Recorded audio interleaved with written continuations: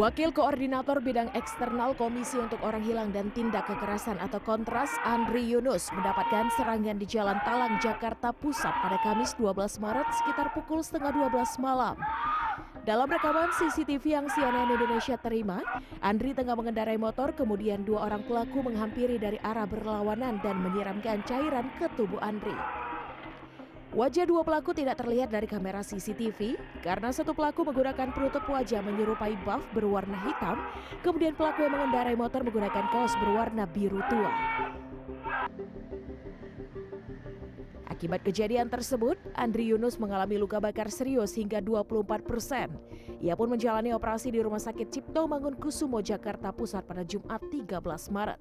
Meski operasi berjalan lancar, namun korban masih harus menjalani perawatan intensif di rumah sakit.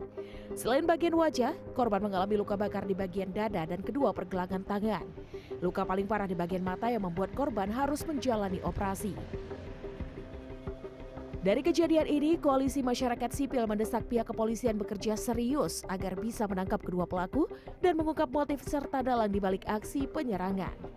Jadi tadi yang disampaikan Pak Novel, mungkin ini bukan operasi satu orang, tapi ini organized crime yang ada sejumlah tanda-tanda dengan simbol gitu ya, atau kode yang pada akhirnya bisa memantik orang-orang yang masuk dalam organize yang sama gitu ya. Jadi intinya tentu dugaannya ini adalah organized crime. Ini tidak dilakukan oleh pelaku yang melakukan pelemparan air keras gitu ya.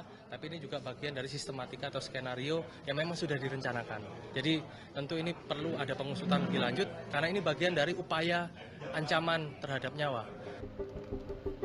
Aktivis masyarakat sipil menyebut terdapat sejumlah rekaman CCTV di sekitar lokasi kejadian yang diduga merekam pergerakan pelaku sebelum penyiraman air keras terhadap Andri Yunus. Dari penelusuran sementara terdapat sedikitnya 16 titik CCTV milik warga di sekitar lokasi kejadian perkara. Namun akses terhadap rekaman tersebut masih terbatas sehingga proses penelusuran masih terus dilakukan. Menanggapi kejadian tersebut, Menteri Hak Asasi Manusia Natalius Pigai meminta pihak kepolisian segera mengusut tuntas kasus ini, termasuk mengungkap motif di balik serangan tersebut. Saya sudah kecam, tidak boleh. Tidak boleh membiarkan premanisme hidup di negara ini. Negara ini adalah negara yang damai, aman, dan tidak boleh pernah melakukan kekerasan, apalagi menyiram air panas kepada semua rakyat Indonesia.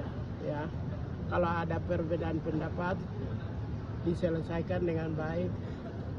Demokrasi kita tumbuh berkembang, kita mengalami surplus demokrasi, tapi tidak boleh ada kekerasan terjadi kepada siapapun, termasuk aktivis dan civil society.